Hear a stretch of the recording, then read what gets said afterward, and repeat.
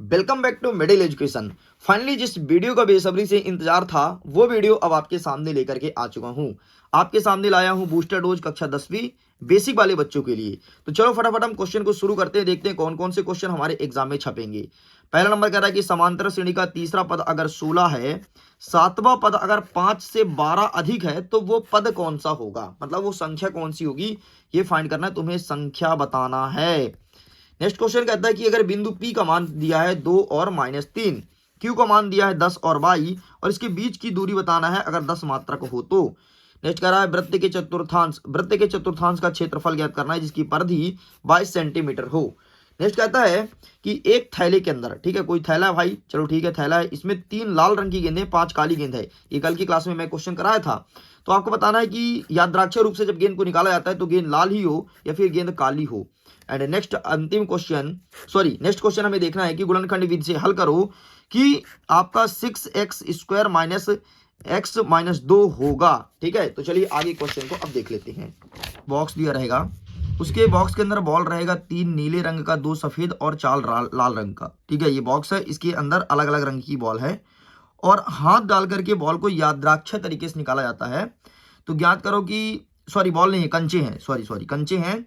तो याद करिए कि जब आप हाथ डाल के निकालते हैं तो कंचा सफेद ही निकले, उसकी प्रोबेबिलिटी क्या बनेगी, और ये निकालना है कि कंचा नीला निकले, इसकी प्रोबेबिलिटी क्या होगी, ये चीज हमें फाइंड करना है। हमारा सेकंड क्वेश्चन अगेन प्रोबेबिलिटी वाले चैप्टर से है।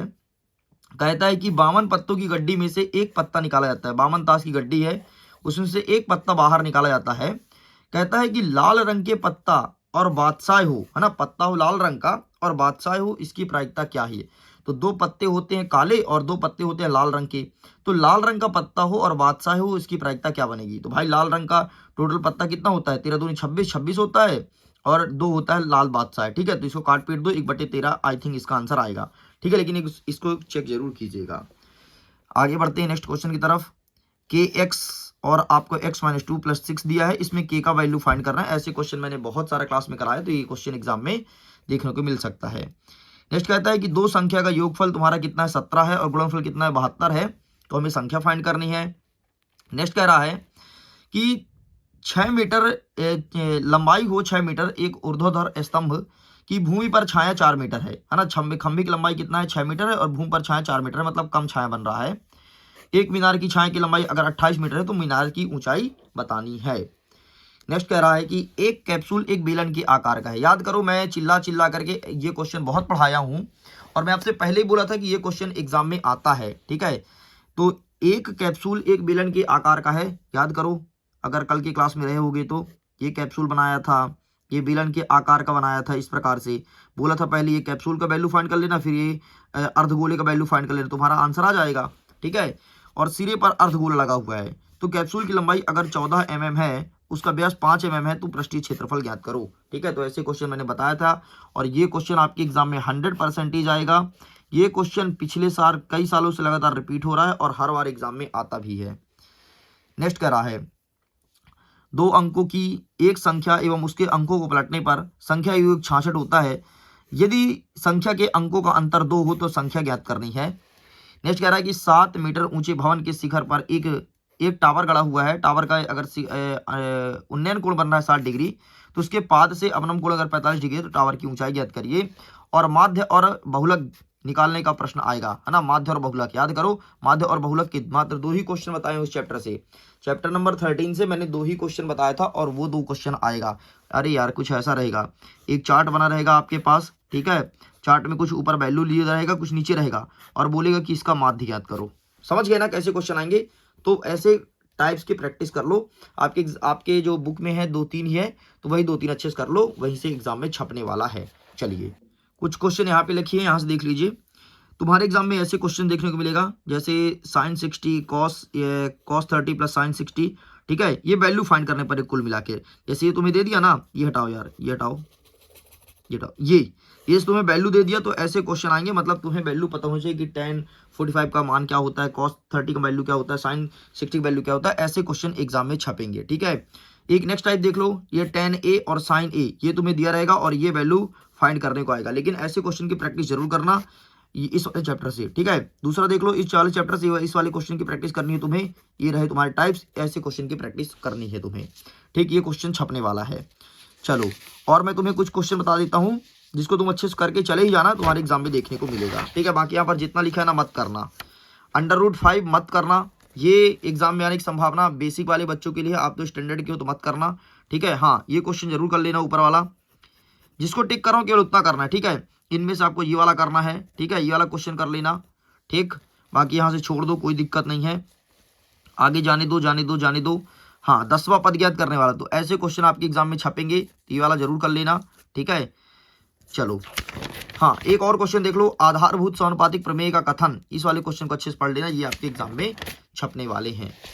चलिए आगे कुछ क्वेश्चन देख लेते हैं। जैसे तुम्हें एक वैल्यू देगा और बोलेगा इसका परिमेय संख्या निकालो, ठीक है। अब तुम्हें शून्यक फाइंड करने वाला क्वेश्चन आएगा, पहला, दूसरा, तीसरा, 3 दिया हूं, तीनों को अच्छे से तैयार कर लीजिएगा, ठीक है। नेक्स्ट कहता है कि शून्यक का योग ज्ञात करना है जिसका गुणनफल तुम्हारा इतना इतना हो, तो ये वैल्यू फाइंड कर लेना, -1/4 1/4 -3/2 और सॉरी -3 और 2 और -1/5 और 1/5, ठीक है। नेक्स्ट कहता है प्रतिस्थापन विधि से इसे सॉल्व करना है, ये रहा तुम्हारे सामने प्रतिस्थापन, और एक विलोपन विधि से जरूर देखना, ठीक है। तो प्रतिस्थापन हो या विलोपन तुम्हारे एग्जाम में छपेगा, विलोपन, प्रतिस्थापन हो विलोपन, एक आएगा तुम्हारे एग्जाम में।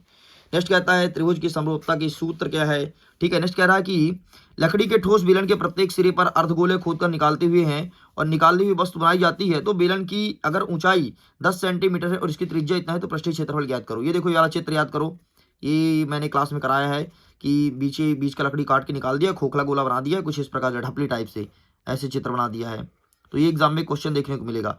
इस चैप्टर से मैंने मात्र 3 ही प्रश्न बताया था और 2 प्रश्न तुमको करा दिया हूँ। एक है छतरी वाला, ताना वाला, याद कर, ताना वाला, छतरी के ताने, ठीक है। तो ये तीसरा टाइप है, अगर तेरे पास समय है तो तीसरा भी देख ले, नहीं समय छतरी ताना छोड़ देना इस पार्ट से, बाकी ये 2 क्वेश्चन को जरूर करना। नेक्स्ट कहता है 2 संख्या के अंकों का योग अगर 9 है और इसे पलटने पर क्या निकल के आएगा, ठीक है। ये लिखा है इस संख्या के 9 गुना संख्या के अंकों को पलटने पर बनी संख्या दोगुना हो जाती संख्या बताओ, ठीक है। एक क्वेश्चन है 109 पेज में, ये मैं दिखा देता हूँ क्या क्वेश्चन है भाई 109 पेज में, मुझे खुद नहीं पता क्या क्वेश्चन है, लेकिन मैं तुम्हें दिखा देता हूँ क्योंकि यहाँ पर मैंने लिखा है।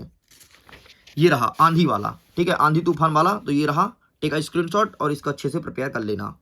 चलो आगे बढ़ते हैं, एक क्वेश्चन और देख लो, ये वाला दूसरा नंबर देख लो, ये तुम्हारे एग्जाम में छप रहा है, ठीक है। चलो, चाहे बेसिक हो चाहे स्टैंडर्ड अच्छे कर ही लेना, और ये वाला भी देख लो, बेसिक और स्टैंडर्ड दोनों वाले। बाकी ज्यादातर आपको ये वाला देखना है दूसरा नंबर और ये वाला डी नंबर, ठीक है। देखो BD लिखा भी है। चल आगे बढ़ते हैं, नेक्स्ट क्या कह रहा है, 6 और 20 का HCF और LCM निकालना है, ठीक है। यहाँ पर 5 - √3 एक अपरिमेय संख्या, ये हमें फाइंड करना है, और 7 √2 ये वाला भी फाइंड करने के लिए आएगा। इसका शून्यक फाइंड करना है, ठीक है। ऐसे क्वेश्चन मैंने खूब कराया है, और इसका भी निकालना है 4u² + 8u, ठीक है। इस क्वेश्चन को भी सॉल्व कीजिए। चलिए आगे बढ़ते हैं, कुछ क्वेश्चन और बचे, उससे फटाफट कवर कर लेते हैं। नेक्स्ट ये देखो, समांतर श्रेणी में तीसरा पद अगर 16 है, 7वां पद अगर 5 से अधिक है तो ज्ञात कीजिए।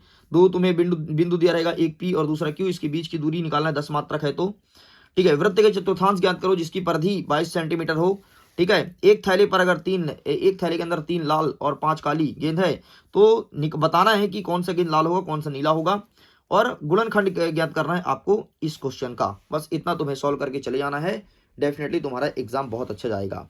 PDF डाउनलोड करो, लिंक वीडियो के डिस्क्रिप्शन बॉक्स में दिया गया है, सिंगल क्लिक में क्लिक करके PDF को डाउनलोड कर सकते हैं। मैं वीडियो को एंड करता हूं, थैंक्स फॉर वॉचिंग, बाय।